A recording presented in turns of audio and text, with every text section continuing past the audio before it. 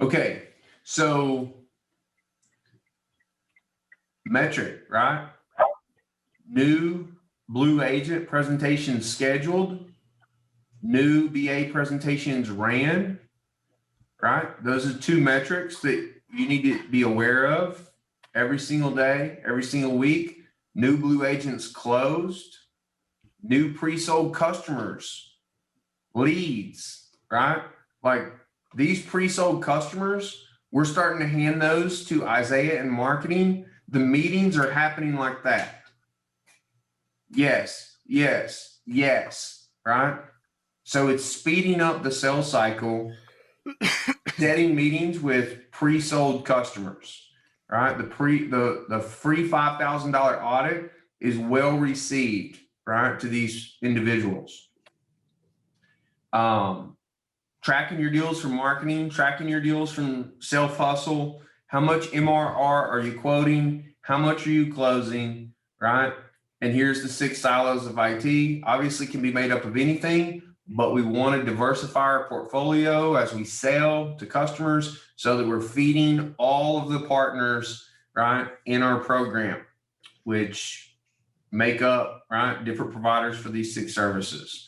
MSP, cloud, and cyber all go toward our MSP, right? So anytime we tee those conversations up, this week, some big helpers are resources that are helping with the conversation around cloud and cyber is the deck, right, with the pyramid for cybersecurity applications in it, right? So you should literally be using that every single time. Okay, so with these metrics being the things that matter most to us as brand ambassadors, we are, and Chris should have it live any day now, right? We're going to have an email coming to you that's literally going to track your daily KPIs. So it's going to be a daily email that shows you, right, where you're at. That's going to be very beneficial as a reminder, keeping things top of mind of activity that you need to do, right? Things that need to happen so that you keep that positive momentum. And we'll tighten that up. We'll sharpen it up to where it is helping you hit what you need to hit to get where you want to go. Okay, so seeing those, right, as a refresher for some of you guys are just getting rolling. Let's talk about something that's on track. So Derek, what are you doing this week that has you on track with all these different metrics, right, that we have to measure? I'm just not sleeping. Beautiful. That sometimes is required. No, just been attacking it, getting after it with a lot of stuff in the calendar, making sure all the guys in the team are making things happen too. So beautiful. Derek's team yesterday when I looked is received like 22, 23 P1s so far this month. So he is marketing is feeding his team. And then I know Logan on his team is killing it with P1s, self-hustle P1s coming in. And then I know Bradley is killing it with Blue Agents. So they're a high functioning unit. Derek's team is helping him hit his metrics that he needs to accomplish. Andrew, what about you, man? What had you on track this week? Yeah, man, same thing. Just really drilled down in each metric to make sure that we're hitting it on a daily basis, and then tracking my numbers, making sure that every day we're moving the needle on them. So same thing, just really getting granular on each one of them. Beautiful. Okay. So Tom, you're off track for the week so far. What's came up? What's gotten your way that has you a little behind Wednesday through the week? Yeah, so Monday was just kind of a rough day. Got a little bit behind, ended up having to go to the doctor, get some tests and stuff done. Battling some high blood pressure right now, which is something actually new for me. So just got a little bit kind of off track with, I don't know if I'm called a mild health scare, but kind of let my head get inside of me. So I just need to get refocused today and get back to business. Beautiful. So anytime life throws us a curveball, right? Something that we have to do, doctor's appointment, family, like whatever, then we just make up for it, right? Extra activity at another time, right? At a faster pace, right? So not just doing the work, but moving with more energy, exerted, right? So that as you move faster, you get more accomplished than maybe you normally would, right? And rarely do people operate at maximum capacity or output. So you know what I'm talking about, right? You can run faster on the treadmill if you want to, right? Sometimes you just got to hustle a little harder to catch back up when you're off track. Okay, so there's a few shares on just where we're at for the week. Let's see. Johnny, you on track or off track? I don't see your chime in. I'm off track. I had some things come up at the house. I'm getting a pool made, so it distracted me last week. But this week I will be on track. Beautiful. Okay, I love that commitment. So, gentlemen, one thing we do here on purpose is we search out how we can expose ourselves and one another, right? We have a saying here, iron sharpens iron. Okay, I can't sharpen you and you can't sharpen me if we don't collide. So if you're not chiming in, if you're not on video, if you don't make a meeting, if you're off track, right, things like that, I'm going to call you out because that's what you came here for. You know, I talk to Matt, where's Matt at, all the time. And like we were talking about emailing a video message to customers. That is something that Matt has never done before. It's something that Matt doesn't like to do. And it is something that I do not let go, right? Just because I know he doesn't like to do it. We talk about it literally every week in our one-on-ones about starting to do that. And then this week, yesterday, he committed to having it done, sending me his first email, and then starting to send that out to customers. It's that kind of accountability that we give each other that is going to allow you to level up and make those transformations that you came here for, right? If you think you're going to transform and become a multi-millionaire selling IT services, right, over the course of the next 2-3 years without making transformations, you are gravely mistaken. So you should crave exposure. And once you are clear on what it is that you're weak at, then you should go toward that, right? Embrace it, go toward it, shoot your free throws, and perfect it. Because once you perfect it, now you'll never have to worry about doing it ever again. It'll become innate and you'll just naturally do it. So good stuff. Good check-in. All right. So this week's sales lesson. I talked about it last week. We talked about cloud services. We had Ron on, so we didn't get a chance to get to it. But this week's sales lesson is on the stop sign theory. Okay. So what is the stop sign theory?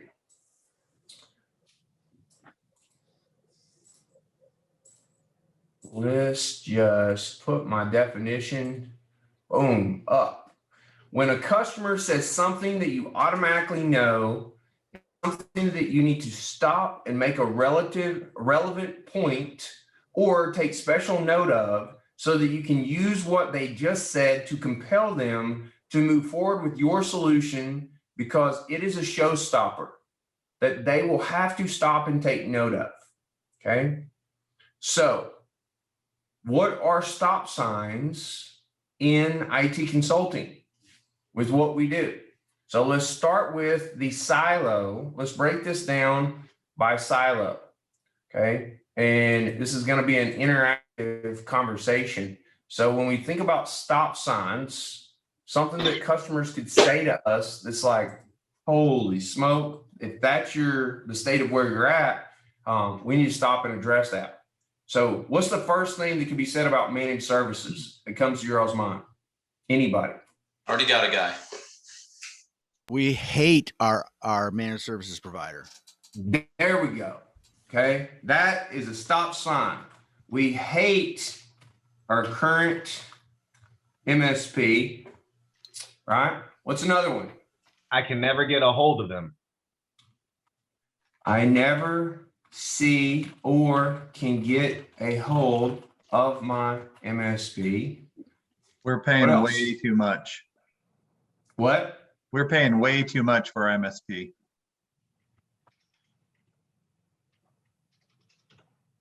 What else? I really want to buy your MSP services. Go sign. Let's keep it realistic, right? Take a shot. I'm sorry. What about I don't have a MSP today? I just take care of it myself. Very common, especially with small businesses, right? Or I have no idea what my MSP does. Yep. Or when we ask the question, the rating question, they give a 1, 2, or 3 answer. Right? We set them up. Right? We're setting them up with the questions that we ask to give us the answers that will give us a clue to whether or not they're in a good shape, in a good spot or not with each one of these IT services. Everything we do is a setup so that we can position ourselves to trap them into a scenario where we educate and inform them on something that is so compelling they cannot say no. It's a game. It is literally a game that you're playing, right? Gamify it. Gamify the conversation. Somebody's going to win, somebody's going to lose. What is the definition of winning? Selling something. What is the definition of losing? Spending all your time and not selling anything, or not getting the opportunity to move forward. That's how I define winning and losing with a customer. Some people might say there's a middle ground. Well, if I educate and inform them, win the relationship, I'll sell them something 3 months from now. Yeah, that's okay, right? But I want to sell them something now. So you got to educate and inform them in a way that's so compelling they can't say no, right? Because what do customers want to do? They want to push it on down the line. They want to delay it, right? This is not something they want to deal with until the shit hits the fan, and now they have to, right? Or they know their contract's coming up and they're losing money if they don't revisit this, right? That's typically the way customers think. So unless you position and compel them with the stop sign theory in these different areas of IT, they're not going to be very interested in what it is that you have to say. Okay. All right. So let's move on because we got a lot of silos of IT. So we're going to move to cybersecurity next. What's a stop sign theory with cybersecurity? We've been breached.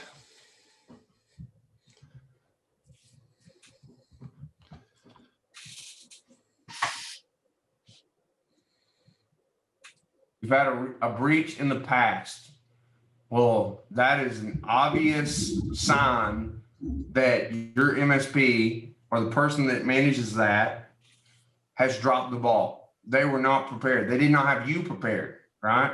That's a major stop sign. Okay. Maybe ties with that, but we've been hit by malware or probably ransomware more than that. Yeah. Or phishing, of course. How about we're doing business with the government or large financial agencies or healthcare? We are mandated to be compliant because of our industry and don't know if we are.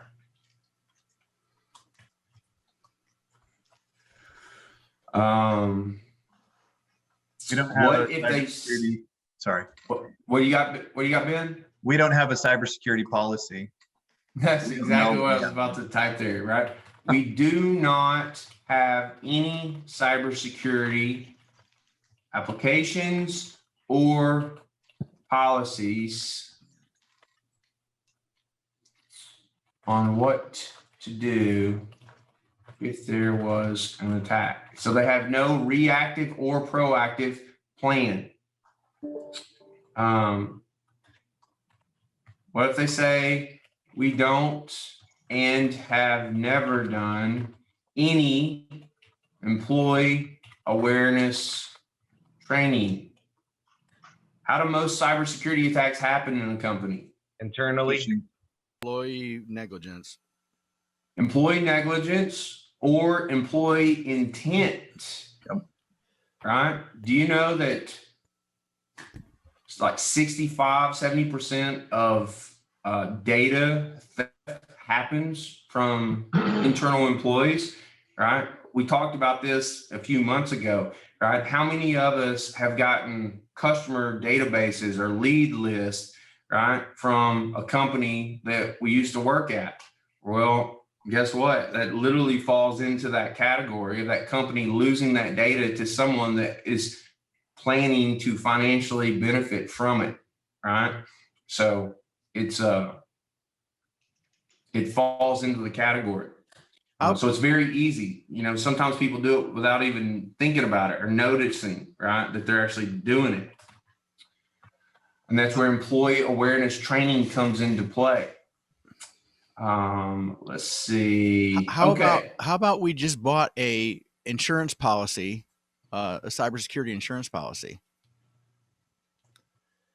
Well, that'd be a stop sign, Brad. Because if they bought it, it's important for them to understand that if they get breached because of the 70% of the time employee negligence is at, or intent is part of the reason, they're not going to get paid on that. It's not going to get covered. And the insurance agent might not know that.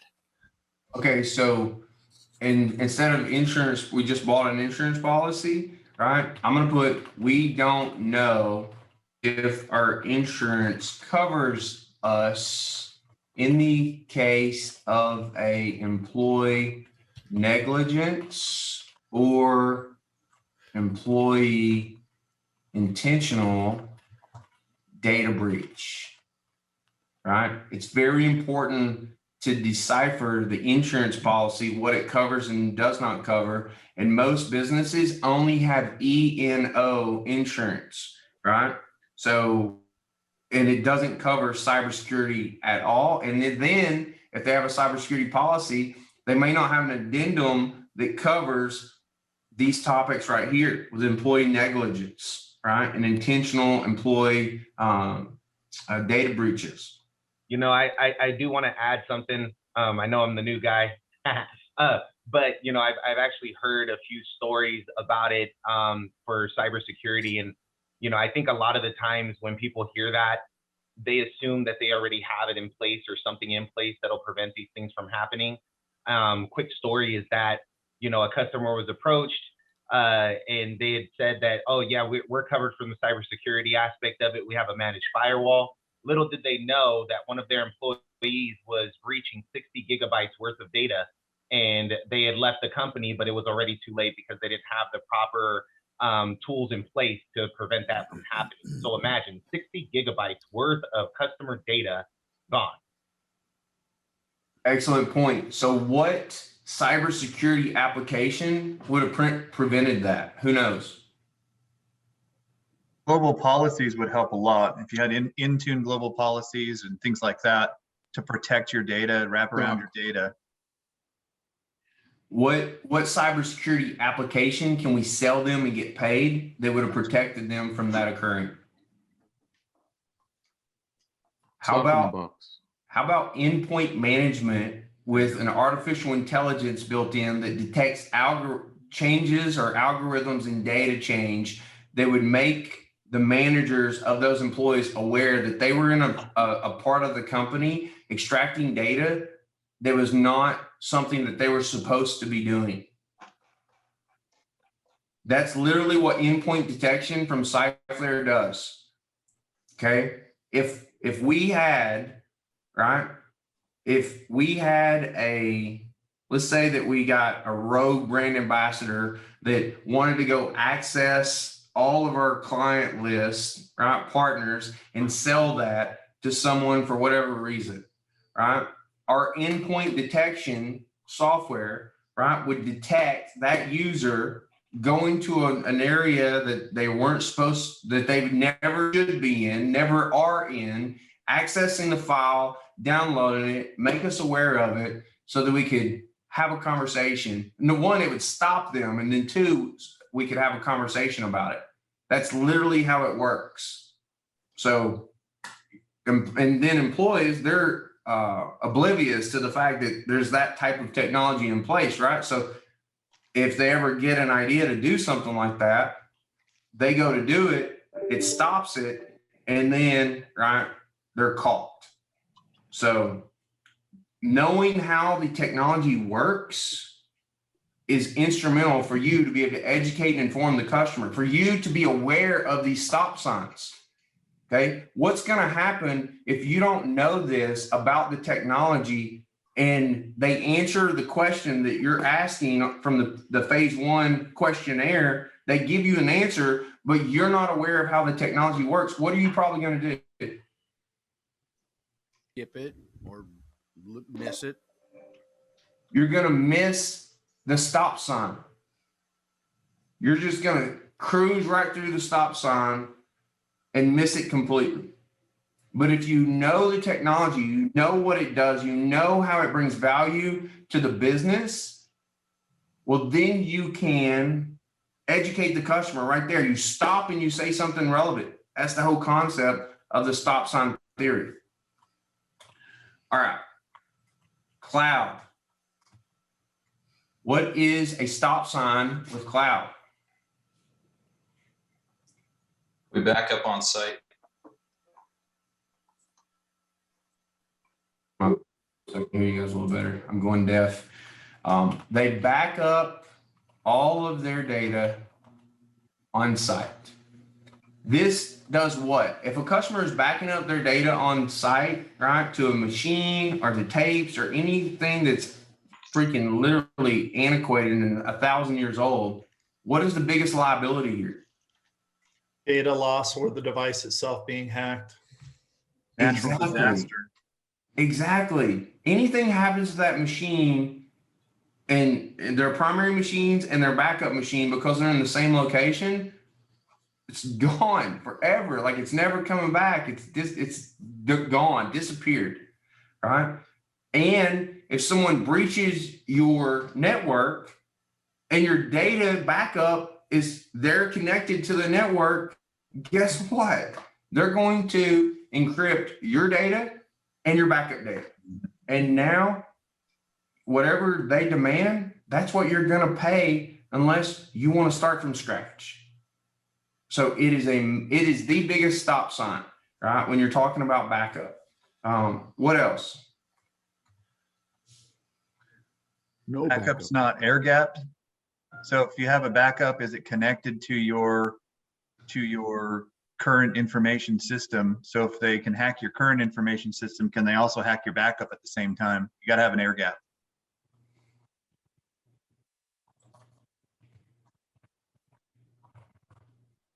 Can you explain that a little more, Ben, what an air gap is?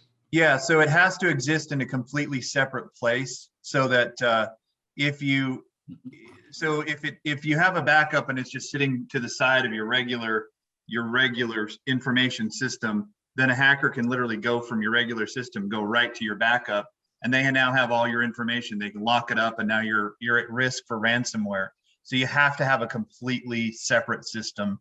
Keep it just away from your regular system. Exactly. So we hear all the time about backup being breached as well, right? When that happens, there's no resetting the data, right?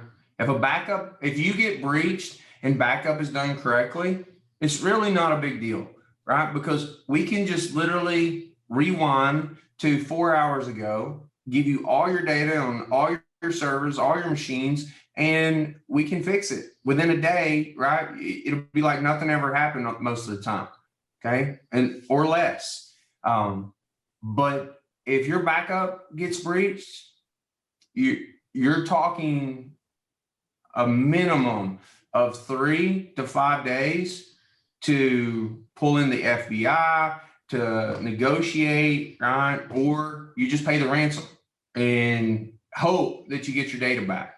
Like, it's literally the worst day of your life in business if you have a ransomware attack and your backup data is breached as well. I think 83% of small businesses don't recover from a ransomware attack. It's a big deal. It's a big deal. What's another stop sign for cloud? This is my favorite. It's sorry, go ahead. Almost every single customer says this about the location of their data. What is it, Ben? Go ahead. I was going to say something else. They don't know where their data is stored. Like, take your money, for example. Like, if you didn't know where your money was right now, would that create a little bit of alarm or potential panic? Like, you got some money, but you don't know where it's at. Like, literally, you don't even know the name of the bank. That's the same as a customer not knowing where their data is housed. Okay, so let's play through a scenario. Your MSP does your backup. Let's assume that your MSP gets hit by an asteroid and everyone dies. How are you going to get your data? Where is it? It's in a data center. Which one? That narrows it down to probably 1 million locations. You don't know where your data at. That's a problem, right? So we need to educate and inform our customers, right? Paint that picture, because what that does is we're exposing the current person who manages their cloud, because we want to manage their cloud. We want to migrate their data from wherever it is out today in the cloud to our cloud, right? So a stop sign is we don't know where our data is housed. All right, we're gonna move on from cloud. Oh, actually, one more. Okay, if you ask the question, Mr. Customer, in regards to backup, disaster recovery, how long could you afford to be down? If your business was completely derailed from access to your data that is in the cloud, on your servers, whatever, how long could you be down? If their answer is a day or less, and they don't have a DR solution for real-time access to their data to where they could go from physical machines to virtual machines and access to that data in real time, well, that's an opportunity for a DR solution to be proposed and closed to that customer.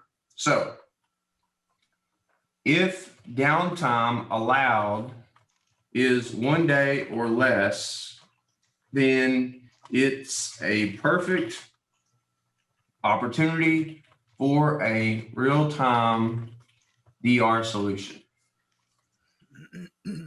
All right. A sister question to that is, how much data can you afford to lose? Because it's not just downtime, it's also during that time, if you lost data, if you lost a day or a week or a month's worth of data without having a good backup system, what does that do to your business? So if you did a bunch of business and then all of a sudden your system crashed and you lose all that, can you afford to not have those records? That's a really important question. Absolutely. And what are most people going to say when you say, hey, how much data can you afford to lose? They're going to say none usually. None. I can afford to lose my competition's data, but I can't afford to lose mine. All right. UCAS, the one that makes us the most money. What is a stop sign? We have a premise-based PBX.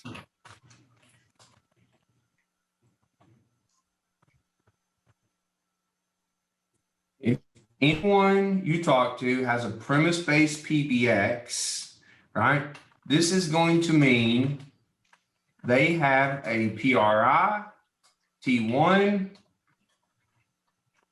or POTS lines hooked up to it. Yesterday, I sent out a message in the All Squads channel and emailed the coaches on a message from AT&T. Guess what it said? They are not doing contracts on those kinds of lines anymore. July, they're no longer supporting them. You can keep them. Just if you have a problem, they're not going to support them. Well, what does that mean? That means if you keep it right now in place, that you're going to be totally screwed if you have a problem, and it is going to take weeks to change service, because porting phone lines takes 10 to 14 days typically. Installing new internet to make the voice work, right? Depending on what type of internet it is, weeks, months if it's fiber. So literally, gentlemen, every customer in America with an AT&T, PRI, T1, or POTS lines hooked up to a premise-based phone system is a gold mine opportunity right now for you. May I add something?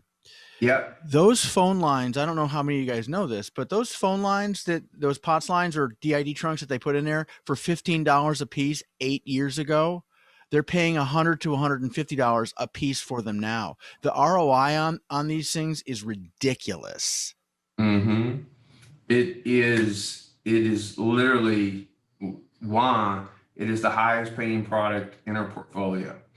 Okay, so something that people don't think about when they think about UCAS is the applications, right? We don't have IM, instant messaging. Like, I couldn't live without this service. Like, if I had to email each one of you to communicate, like, I would go insane with the wait, the lag, right, between email responses, not seeing if they're available in real time or not. Like, instant messaging it puts efficiency into a business that otherwise it's impossible for it to exist, especially in a virtual world. And it's amazing how many companies don't have IM as a part of their daily protocol for how they communicate.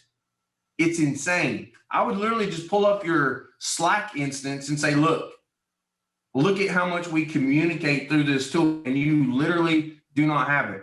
What are you doing? You're picking up the phone and calling people every time you have a question or need to tell them something, or you're sending them an email waiting for a response. Like, that is like what the postal service used to be before email, right? Email is now the postal service.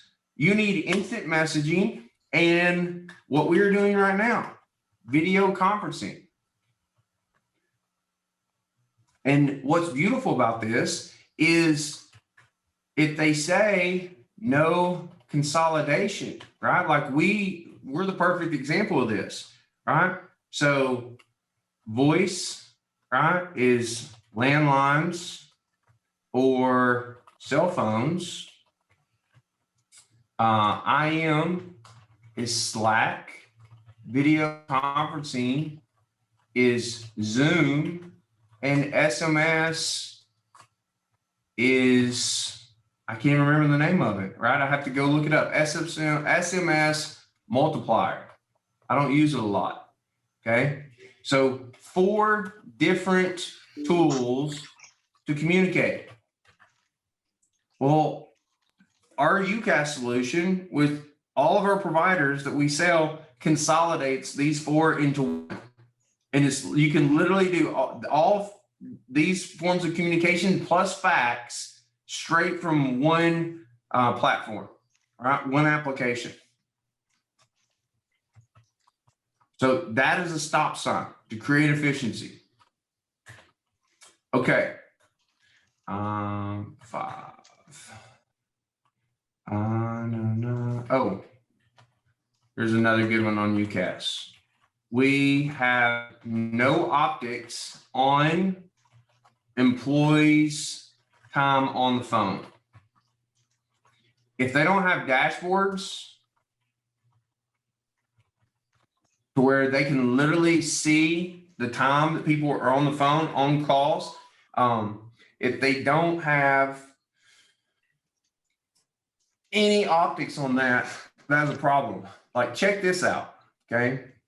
This is also something, not all you guys have access to this, right? But Outreach is a software that our appointment setters use. And it literally shows calls, right, in real time when they're reading in progress. All right, we can literally see everything as it's happening, right? And we can listen in on these calls. We can barge in and take over these calls, right?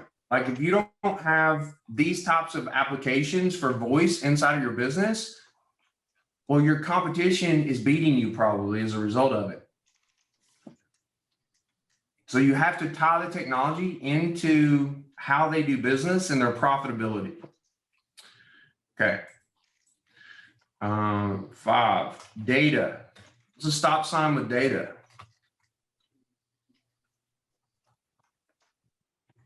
No backup in place, secondary internet. Secondary internet. They have a T1. I have a T1 or Internet is TSL. slow. C, no data management, i.e. no SD-WAN for diversified, redundant, automatic failover without any interruption in service. D, we do not have any QoS. What's QoS stand for? Who knows? Quality of Quality of service. service. Quality of service. All right, what's quality of service do on a data circuit? Prioritizes Okay. voice traffic. There we go. Prioritizes data traffic as defined by engineering. So voice, right? Important files like QuickBooks, and then video, and then everything else.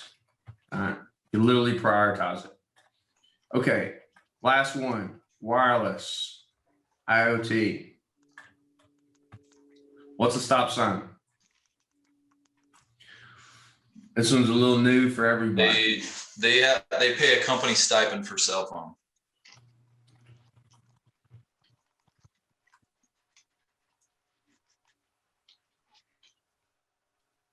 Okay. No asset tracking. Asset tracking, mobility. Large companies, this is huge, right? Because they're spending so much money on, if they have a cell phone plan and they don't have no asset tracking, then they are overspending significantly, because when an employee leaves, they keep paying the cell phone bill. No one's using it. Okay. What about for IoT? We don't have any IoT sensors on anything tracking any data for business intelligence. All right. And this is something that you need to research. IoT sensors, right? What industries does this make the most sense for? The biggest one, right, is transportation. Manufacturing. Manufacturing. I would Okay. put construction in that too. Even hospitals now. Healthcare, yes.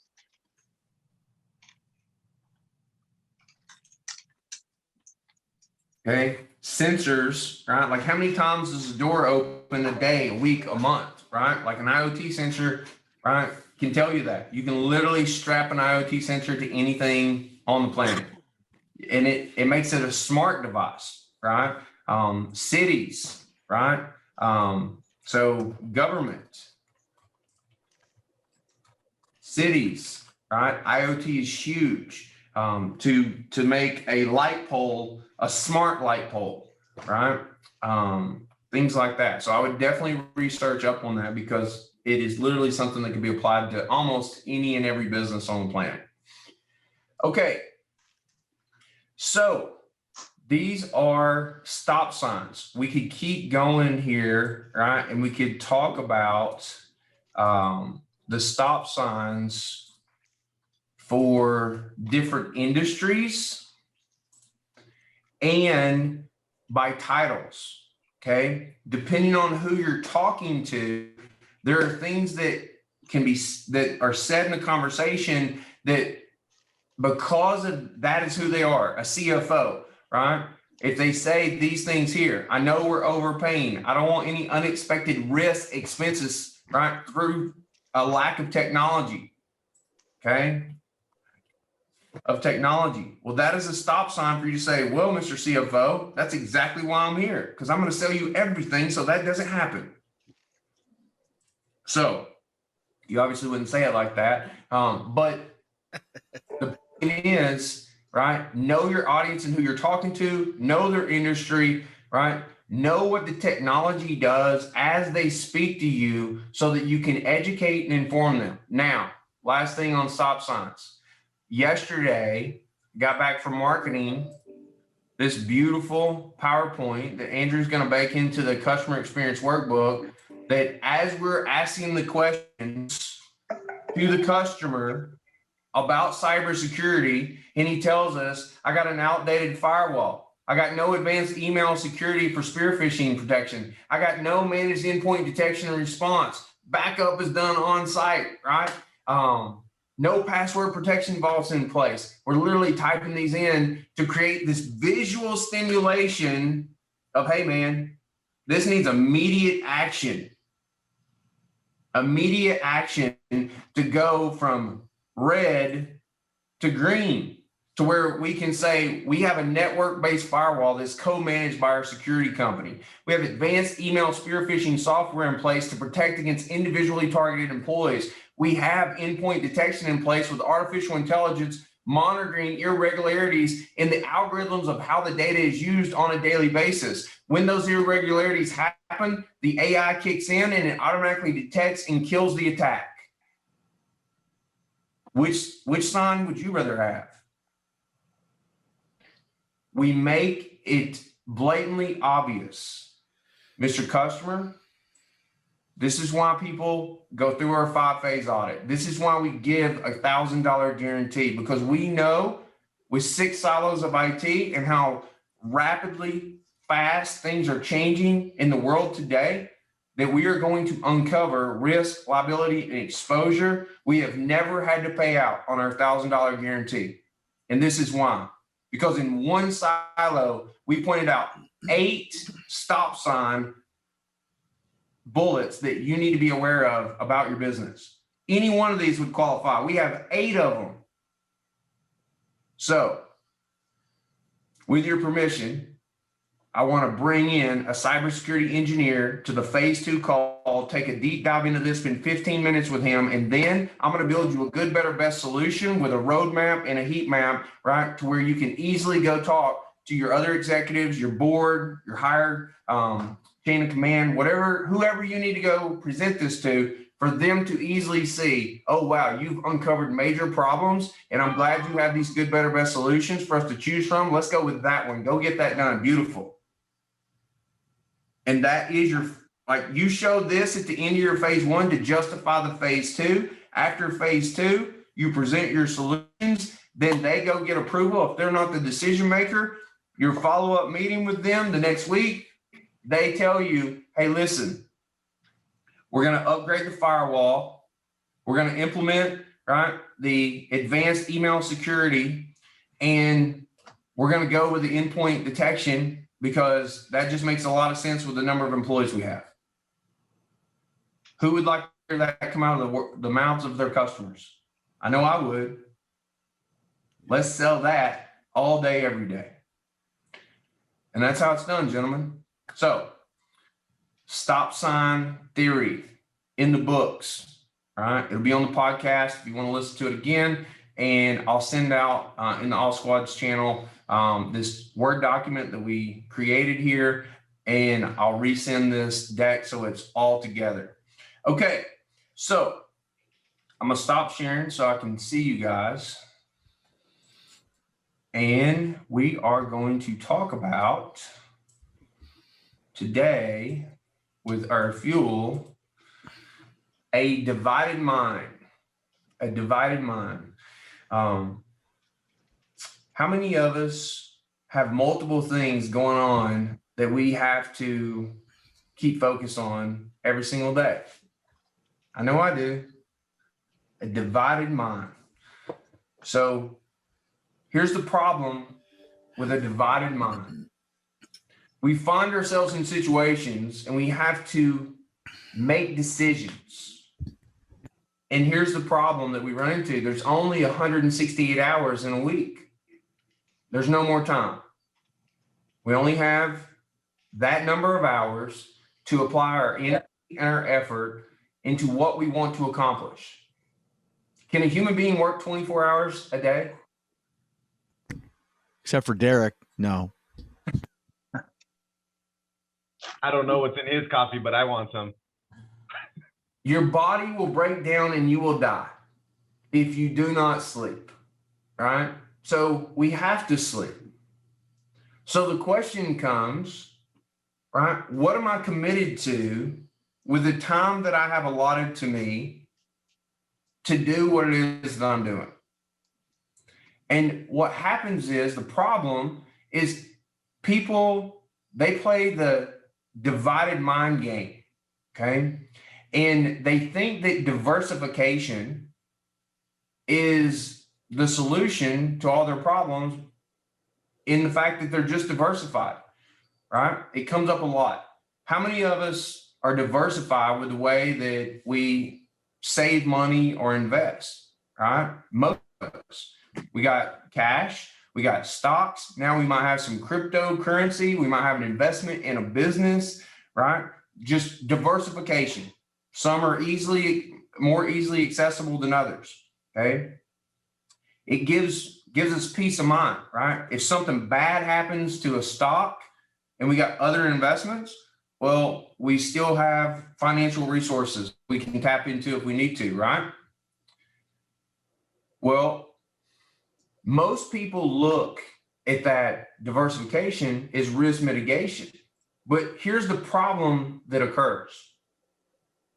Because we have two things going on at the same time,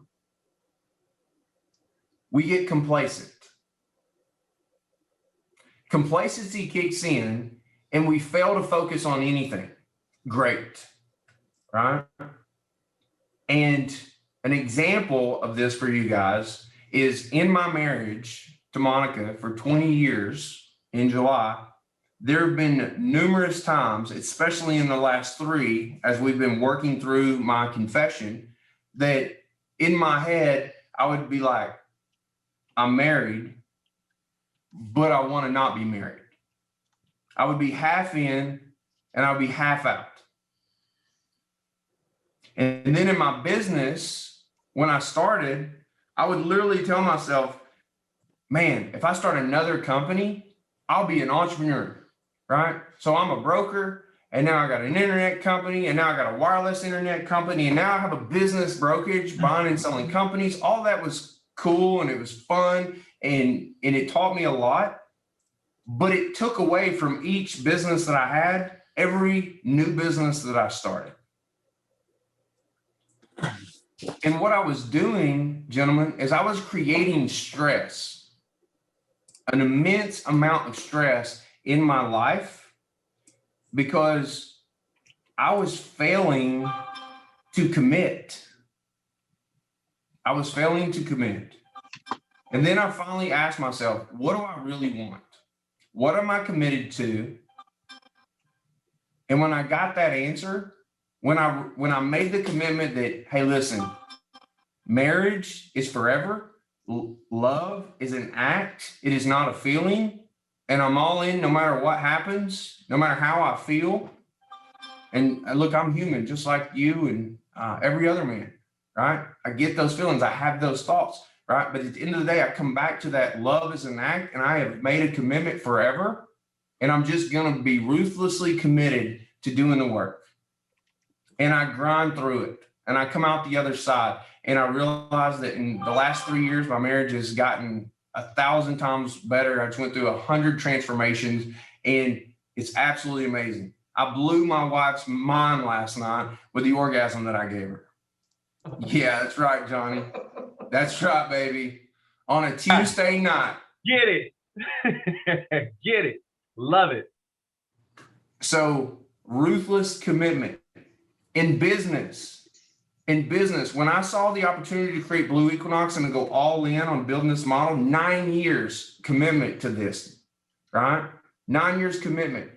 Now, look at how many partners we have paying to be in our CRO program, paying for our marketing services, to put preset appointments on the calendars of all the brand ambassadors and Blue agents that we have coming into our program. Literally, we're presenting to 50 men a week on our Blue agent program and telling them about being brand ambassadors. Okay? So why did all this happen? Because I declared myself committed, and I decided to do the work required to get what I want from the source that I was going to get it. I quit playing the divide game. I quit saying, hey, diversification in itself is good enough, because it wasn't. So here's the question. Where do you find yourself playing the divided mind game? Where are you leaking energy all over the place? And what can you do today to change that?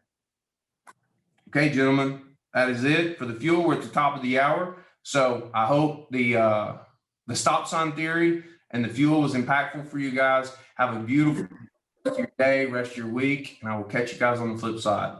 Peace out. Thank you, Thanks, Scott. Scott.